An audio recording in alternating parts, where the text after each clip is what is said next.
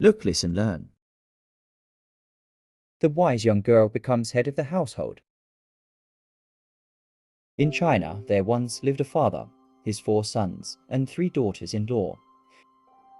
His 3 older sons had married within a few months of each other, and all with young women from the same village. Recently, these 3 new daughters-in-law had been brought into the house. Their new father-in-law's wife had died a few years before, and having no mother-in-law with them in their new home, and being lonesome and homesick for their former families, they constantly asked the old man for permission to visit their former village. For you see, those were the days when young women, after they married and moved into the homes of their new husbands, needed permission to leave the household.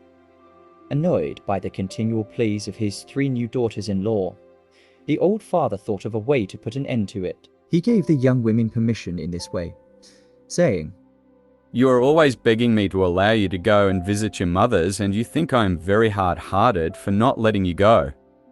Now you may go, but only upon this condition. When you come back, you must each bring me something that I want. One of you must bring me some fire and paper, the other must bring me some wind and paper, and the third, music, bring me some music and wind. Unless you promise to bring me this, you are never to ask me to let you go home.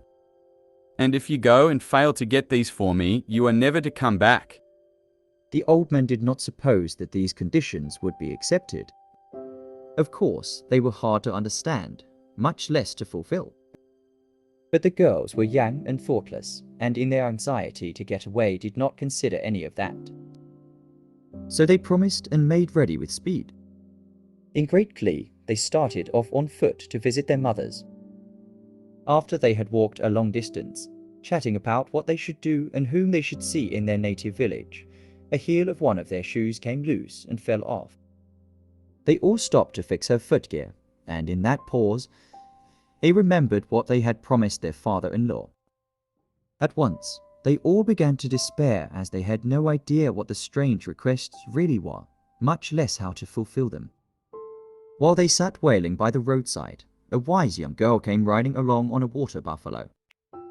She stopped and asked them what was the matter, and if she could help. They told her she could do them no good. No one could, but she persisted in offering her sympathy and inviting their confidence, till at last they told her their story. The wise young girl on the water buffalo said that if they would go home with her, she would show them a way out of their trouble.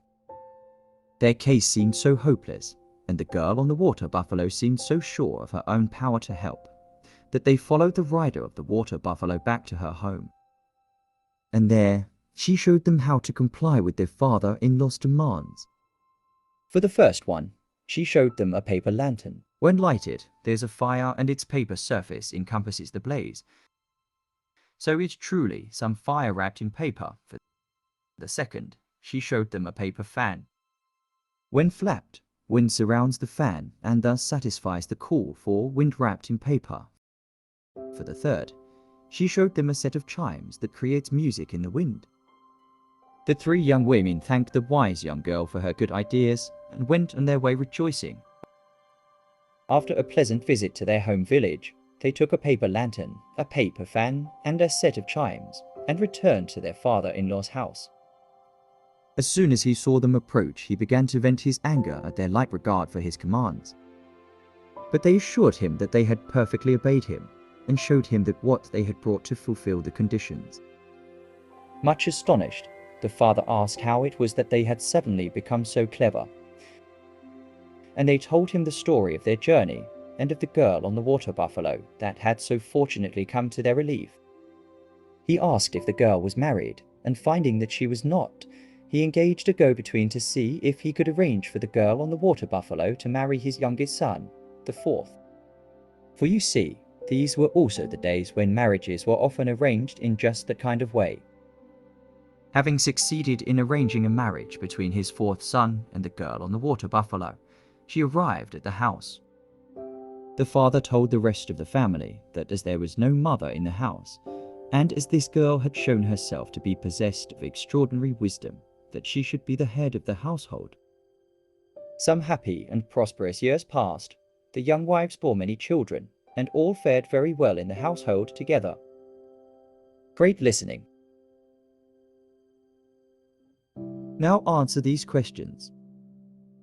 How did the first daughter-in-law bring back fire wrapped in paper?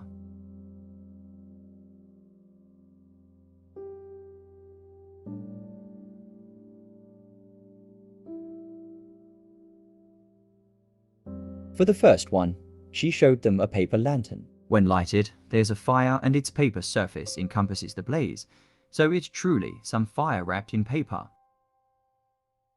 How did the second daughter-in-law bring back wind in a paper?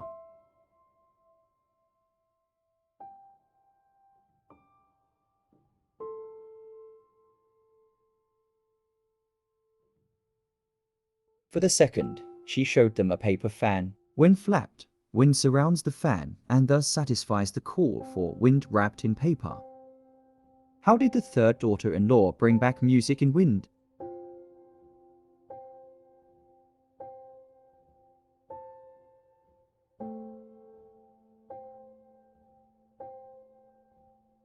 For the third, she showed them a set of chimes that creates music in the wind. Great understanding and recall of details. Now, you try to read the story independently.